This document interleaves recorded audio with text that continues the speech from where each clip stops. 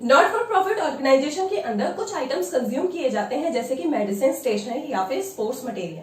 Cost of goods consume find out करने के लिए आपके चैप्टर में आपको दो तरीके के अल्टरनेटिव गिवन किए गए हैं। फर्स्ट अल्टरनेटिव में हम स्टेटमेंट के थ्रू फाइंड आउट करना चाहते हैं कि cost of goods consume during the year किस तरीके से निकल कर आता है, जिसके अंदर आप ओपनिंग स्टॉक प्लस में net purchases minus closing stock करते थे। आज हम बात करेंगे सेकंड अल्टरनेटिव की, जिसके अंदर आप प्रिपेयर करेंगे creditors account and stock account, क्योंकि एनपीओ के अंदर cost of goods consume find out करने के लिए हर कंज्यूमेबल आइटम के लिए एक सेपरेट स्टॉक अकाउंट मेंटेन किया जाता है।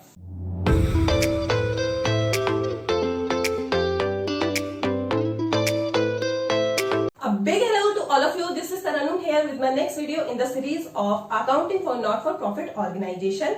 आज की वीडियो क्लास 12 या बीकॉम पास ऑनर्स के स्टूडेंट के लिए हेल्पफुल रहेगी। आज की वीडियो का हमारा टॉपिक रहेगा कि how to prepare creditors account, how to prepare stock account और how to show them in income and expenditure account and balance sheet. जब भी बात आती है कंज्यूमेबल आइटम की इनकम एंड एक्सपेंडिचर अकाउंट में शो करने के लिए, तो इनकम एंड एक्सपेंडिचर अकाउंट आपको करेक्ट सरप्लस और करेक्ट डेफिसिट तभी फाइंड आउट कर सकता है जब आप cost of goods consume during the year income and expenditure account में डेबिट साइड शो करते हैं और बैलेंस शीट के अंदर आप क्लोजिंग स्टॉक शो करते हैं। तो इसी पर्पस को फिल आउट करने के लिए, इसी पर्पस को कंप्लीट करने के लिए हम एक क्वेश्चन के थ्रू समझना चाहेंगे कि हर कंज्यूमेबल आइटम के लिए स्टॉक अकाउंट किस तरीके से प्रिपेयर किया जाता है और उसके फेवर में अगर आपने किसी तरीके के क्रेडिट परचेजेस किए हैं तो उसके फेवर में आप क्रेडिटर्स अकाउंट किस तरीके से मेंटेन करेंगे। तो चलिए देख लेते हैं क्वेश्चन कैसा है आपका। क्वेश्चन स्टार्ट करने से पहले मैं आपको एक बात रिमाइंड कराना चाहूंगी। सेम क्वेश्चन जो मैंने प्रीवियस वीडियो में लिया था, ये वही सेम क्वेश्चन है, लेकिन हम आज से फोकस कर रहे हैं कंज्यूमेबल आइटम जो कि आपका है स्टेशनरी। अगर आप स्टेशनरी के अलावा मेडिसिन के ऊपर वर्क कर रहे हैं या फिर स्पोर्ट्स मटेरियल के ऊपर वर्क कर रहे हैं तो चिंता करने की कोई जरूरत नहीं है। सेम आपका जो भी यहाँ पे सॉल्यूशन होगा सेम रूल फॉलो किया जाएगा, ठीक है। तो आपको ये सोचने की जरूरत नहीं है कि आप कुछ और कंज्यूमेबल आइटम के लिए कैलकुलेशन कर रहे हैं और यहाँ पर सिर्फ स्टेशनरी की बात हो रही है, ऐसा कुछ नहीं है। स्टेशनरी को ही आप बेसिस लेकर बाकी दोनों आइटम्स के लिए भी सेम सॉल्यूशन कर सकते हैं, ठीक है। आज हम सिर्फ फोकस कर रहे हैं स्टेशनरी के ऊपर ताकि वीडियो आपकी लेंथी ना हो सके, ठीक है। तो आप मेरे पीछे देख रहे हैं क्वेश्चन क्या है। क्वेश्चन आपका सेम है। पहला मेथड इसका है स्टेटमेंट के थ्रू। अगर आप स्टेटमेंट के थ्रू इस वीडियो को नहीं देख पाए हैं कि स्टेटमेंट के थ्रू इसको किस तरीके से सॉल्व किया जाता है, तो आपको मैं डिस्क्रिप्शन बॉक्स में इसका लिंक प्रोवाइड कर दूंगी, आप वहां जाकर चेकआउट कर सकते हैं। सेकंड, यहाँ पे हम क्या कर रहे हैं, creditors account, stock account maintain कर रहे हैं, जिसके अकॉर्डिंग हम फाइंड आउट करेंगे कि कंजप्शन ड्यूरिंग द ईयर कितना है, ठीक है। तो चलिए देख लेते हैं क्वेश्चन क्या है। From the following determine the amount to be debited to stationery account in income and expenditure account. ये आपसे ये डिटरमाइन करने के लिए कह रहा है कंजप्शन ड्यूरिंग द ईयर आप इनकम एंड एक्सपेंडिचर अकाउंट में डेबिट साइड कितना लिखेंगे वो आपको बताना है, ठीक है। तो यहाँ पे आपको कुछ आइटम्स गिवन है। ये क्वेश्चन फुल फ्लेजेड नहीं है, लेकिन जब भी आप फुल फ्लेजेड क्वेश्चन कर रहे होंगे तो डेफिनेटली आपको इस तरीके के एडजस्टमेंट गिवन होंगे। तो चाहे आप 3 मार्क्स के लिए क्वेश्चन कर रहे हैं जिसमें पर्टिकुलर सिर्फ इन्हीं चीजों पे फोकस किया गया है, या फिर आप फुल फ्लेजेड क्वेश्चन कर रहे हैं, ये 100% आपके लिए एप्लीकेबल है, हेल्पफुल रहेगा, ठीक है। सबसे पहले आपको दे रखा है स्टॉक ऑफ स्टेशनरी, देन आपको दे रखा है creditors for stationery, amount paid for stationery और stock of stationery, credit for stationery, ठीक है। यहाँ पे क्या है, आपको स्टॉक ऑफ स्टेशनरी एक तो ओपनिंग वाला गिवन है, एक क्लोजिंग वाला गिवन है। तो इससे आपको समझ जाना है कि आपको स्टेशनरी अकाउंट मेंटेन करना है, कौन सा, स्टॉक ऑफ स्टेशनरी अकाउंट, ठीक है। तो वो हम यहाँ पे प्रिपेयर करेंगे, stock of stationery account. Then आपको दे रखा है क्रेडिटर्स। क्रेडिटर्स का मतलब है कि कुछ आपने स्टेशनरी के अमाउंट को क्रेडिट में परचेज किया होगा, क्योंकि जो बिजनेस के ट्रांजेक्शंस होते हैं ना वो क्रेडिट में भी होते हैं, ठीक है। तो आपको इसके लिए वरी करने की जरूरत नहीं है। जब भी आप क्रेडिट पे परचेज करते हैं तो वो क्रेडिटर्स कहलाते हैं, ठीक है। तो इसलिए हम इसी के फेवर में क्रेडिटर्स अकाउंट भी मेंटेन करेंगे, जो कि यहाँ पर आएगा। क्रेडिटर अकाउंट से आपको ये फाइंड आउट होगा कि कैश में पेमेंट करने के बाद भी आपने और कितने कंज्यूमेबल आइटम परचेज किए होंगे क्रेडिट में, ठीक है, वो हो गया। उसके बाद जो ये दे रखा है ना, amount paid for stationery during the year, इसके लिए आपको फोकस करना है। क्वेश्चन आपको गिवन होता है रिसीव्स एंड पेमेंट अकाउंट की फॉर्मेट में, तो पेमेंट साइड में आपको ये चीज गिवन होगी, अमाउंट पेड फॉर स्टेशनरी, ठीक है, या फिर आपको बाय स्टेशनरी करके लिखा होगा। अब आप खुद ही माइंड यूज कीजिए कि क्योंकि ये पेमेंट साइड पे लिखा है, इसका मतलब ये है कि ये कैश में पेमेंट की गई है। तो यहाँ पे क्वेश्चन के पैटर्न से आपको ये समझ में आ रहा है कि कुछ आइटम्स ऐसे हैं जो कि क्रेडिट में परचेज किए गए हैं और कुछ आइटम्स ऐसे थे जिसके लिए आपने कैश में पेमेंट कर दी है। तो चलिए देखते हैं इन सारे आइटम्स को आप कैसे शो करते हैं स्टॉक ऑफ स्टेशनरी अकाउंट में। सबसे पहले हम क्या करेंगे, स्टॉक ऑफ स्टेशनरी अकाउंट बनाने से पहले हम ओपनिंग और क्लोजिंग लिख लेंगे क्रेडिटर्स के लिए, क्योंकि यहां से जो आपको बैलेंसिंग फिगर से जो अमाउंट फाइंड आउट होगा उसको यहां ट्रांसफर करना होगा। तो सबसे पहले आपको क्रेडिटर्स फॉर स्टेशनरी, अब ये 1 अप्रैल 2018 है। देखो यहाँ पे आपको डेट है, मैंने हमेशा से आपको रिमाइंड कराया है कि डेट आपके लिए एनपीओ के चैप्टर में वेरी इंपॉर्टेंट है, ठीक है।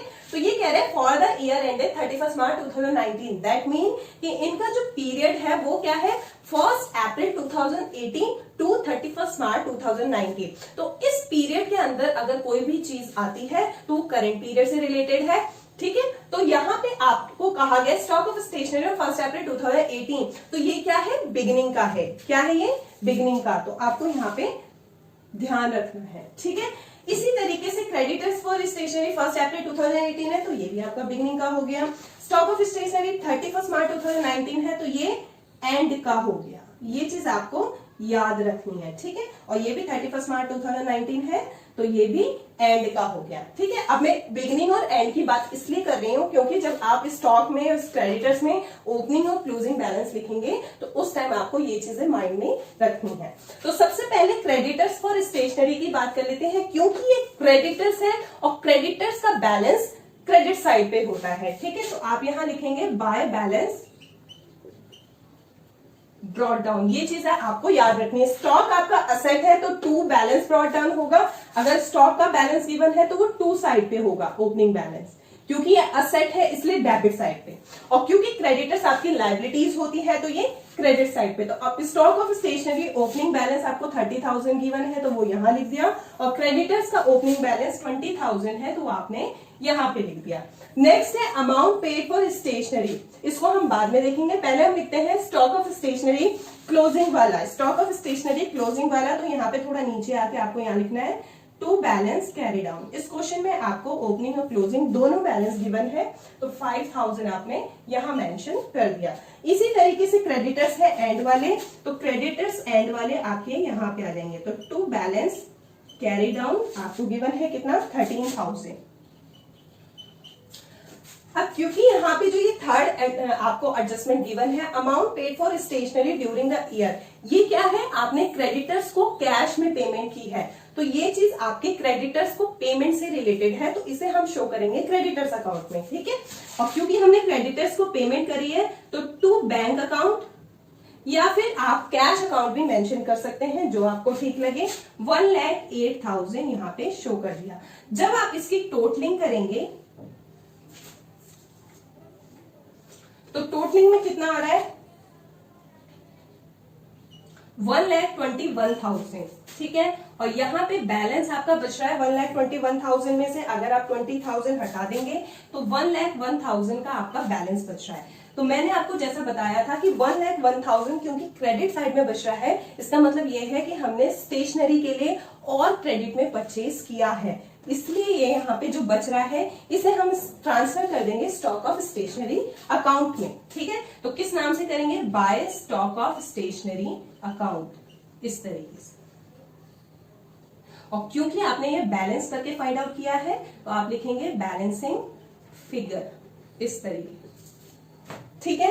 अब क्योंकि ये बाय साइड में आ रहा है यानी ये क्रेडिट साइड में आ रहा है, तो जब ये दूसरे लेजर में ट्रांसफर होगा तो डेबिट साइड में। जब भी आप एक लेजर से कोई एंट्री दूसरे लेजर में ट्रांसफर करते हैं तो वो अपोजिट साइड में जाता है, क्योंकि ये आपका क्रेडिट साइड पे है तो ये अपोजिट साइड यानी डेबिट साइड में जाएगा। अब ये कहां से आ रहा है, क्रेडिटर्स फॉर स्टेशनरी अकाउंट से, तो यहां पे आप मेंशन करेंगे क्रेडिटर्स फॉर स्टेशनरी अकाउंट।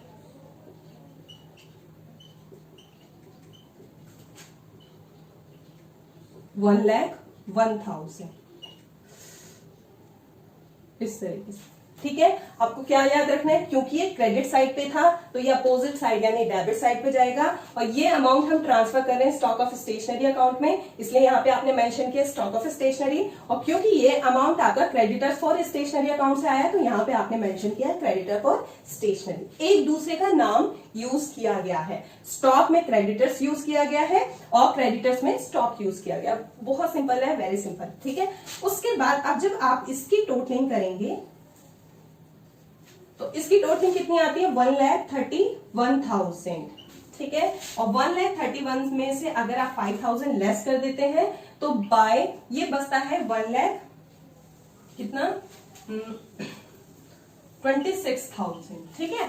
अब ये जो आपका अमाउंट यहाँ पे बच रहा है ये है आपका कंजप्शन ड्यूरिंग द ईयर, जो कि कहां पे शो किया जाता है, इनकम एंड एक्सपेंडिचर अकाउंट में डेबिट साइड में, जैसा कि यहाँ पे आपसे पूछा भी गया है determine the amount to be debited to stationery account. तो फाइनली जो आपका आंसर आ रहा है वो यहां से आ रहा है, ठीक है। तो इसको हम ट्रांसफर करेंगे by income and expenditure account, और ये भी आपको कैसे पता चला है, बैलेंसिंग फिगर में। जब भी आप टोटलिंग में से कोई लेफ्ट हैंड साइड का अमाउंट लेस करके या राइट हैंड साइड का अमाउंट लेस करके बैलेंस फाइंड आउट करते हैं तो उसको हम लिखते हैं बैलेंसिंग फिगर, इस तरीके से, ठीक है। तो ये 1,26,000 हम इनकम एंड एक्सपेंडिचर अकाउंट में शो कर देंगे। तो चलिए इसके बाद हम देखते हैं कि इनकम एंड एक्सपेंडिचर अकाउंट में इनमें से कौन कौन से आइटम शो किए जाएंगे और बैलेंस शीट में कौन से आइटम शो किए जाएंगे। इनकम एंड एक्सपेंडिचर अकाउंट में और बैलेंस शीट में इन्हीं में से कुछ आइटम्स शो किए जाते हैं, तो वो देख लेते हैं कौन से हैं। जैसे इनकम एंड एक्सपेंडिचर अकाउंट में जो आपने यहां से फाइंड आउट किया है stock of stationery during the year, sorry consumption during the year जो फाइंड आउट किया है वो ये है, ठीक है। तो 1,26,000 को अब मैंने आपको बताया था एक अकाउंट से जब आप दूसरे अकाउंट में ट्रांसफर करते हैं तो क्योंकि ये क्रेडिट साइड पे है तो आप इसे कहां शो करेंगे, डेबिट साइड पे। तो यहां पे आप लिखेंगे बाय टू स्टेशनरी कंज्यूम्ड,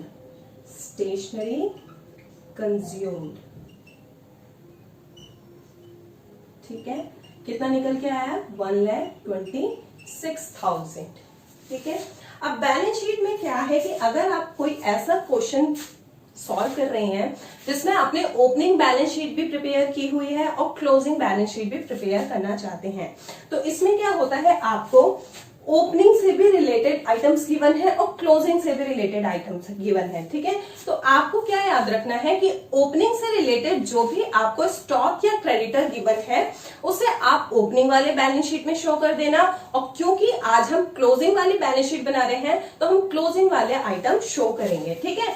एक तो स्टॉक का जो आपको बाय बैलेंस कैरी डाउन यानी क्लोजिंग वाला बैलेंस गिवन है 5,000 का, वो हम शो करेंगे कहां, असेट साइड में। मैंने आपको बताया था स्टॉक क्या होता है, आपका जैसे एक तो ये आइटम स्टॉक आपके असेट्स होते हैं, तो आप यहां लिखोगे स्टॉक ऑफ स्टेशनरी, और क्योंकि क्लोजिंग वाली बैलेंस शीट है तो क्लोजिंग वाला आइटम आपका कितना आ गया, 5,000 का, इस तरीके से। इसी तरीके से आपके क्रेडिटर्स भी क्लोजिंग वाले गिवन थे, ठीक है। तो क्लोजिंग वाले कितने गिवन थे, 13,000 के, और क्योंकि हम क्लोजिंग वाली बैलेंस शीट प्रिपेयर कर रहे हैं तो यहाँ पे लायबिलिटी साइड में शो करेंगे, क्योंकि क्रेडिटर्स आपके लायबिलिटीज होते हैं। तो क्रेडिटर्स फॉर स्टेशनरी आपकी लायबिलिटी साइड पे मेंशन की जाएगी 13,000 की। इसी तरीके से अगर आप opening balance sheet find out कर रहे हैं तो ओपनिंग बैलेंस शीट में स्टॉक आप असेट साइड पे लिखेंगे, लेकिन कौन सा वाला लिखेंगे, 30,000, ये वाला, ठीक है, ये वाला लिखेंगे।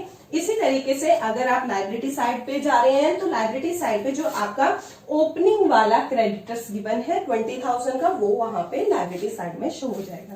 तो स्टूडेंट इस तरीके से आपका क्वेश्चन हो गया है कंप्लीट, और ये एग्जाम के पॉइंट ऑफ व्यू से बहुत इंपॉर्टेंट है। मोस्टली आपको स्टॉक अकाउंट और फिर क्रेडिटर्स अकाउंट प्रिपेयर करने के लिए कहा जाता है। ये क्वेश्चन 3 मार्क्स में भी आ जाता है, जिसमें सिर्फ इन्हीं चीजों पे फोकस किया जाता है, या फिर फुल फ्लेजेड क्वेश्चन में इस तरीके के एडिशनल इंफॉर्मेशन, एडिशनल एडजस्टमेंट आपको गिवन होते हैं।